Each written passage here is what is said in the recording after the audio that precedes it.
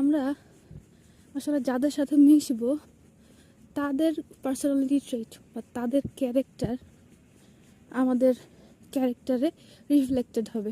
আমরা অনেক বেশি এফেক্টেড হবো তাদের ক্যারেক্টার দ্বারা। এখন এটা কেন বললাম, এমনিতেই তো মেয়েদের জীবন অনেক বেশি স্ট্রাগলিং, অনেক বেশি প্যারার। স্পেশালি ইন্ডিয়ান সাবকন্টিনেন্টে মেয়েদের তো অনেক রকম দায়িত্ব থাকে এক্সট্রা, যেগুলো শেয়ার করার জন্য কেউ থাকে না। এই জন্য লাইফটা কমপ্লিকেটেড হয়ে যায় এমনিতেই। এরপর যদি আমরা আবার মিশি আনপ্রোডাক্টিভ মানুষদের সাথে, আনপ্রোডাক্টিভ মেয়েদের সাথে, মহিলাদের সাথে, তাহলে এক জীবনে কোনো কিছু করা হবে না, কোনো প্রোডাক্টিভ, মিনিংফুল, ইম্প্যাক্টফুল কিছু করা হবে না। তো কেন বললাম, আজকে গত রাত্রে বাচ্চা ঘুমায় নেই।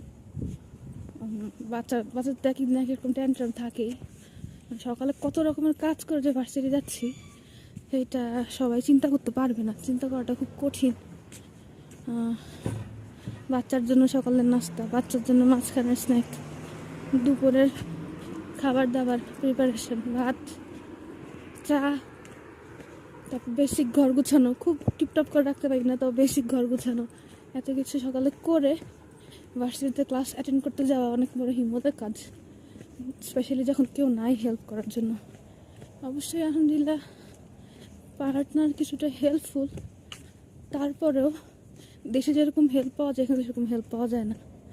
যদি আমার জায়গায় আর অন্য কোনো মহিলা থাকতো, মানে মহিলা বলতে যারা একটু লবঙ্গ লতিকা টাইপের, স্ট্রং না, ইমোশনালি মেন্টালি স্ট্রং না, তারা আসলে ক্লাস করতে যাইতো না।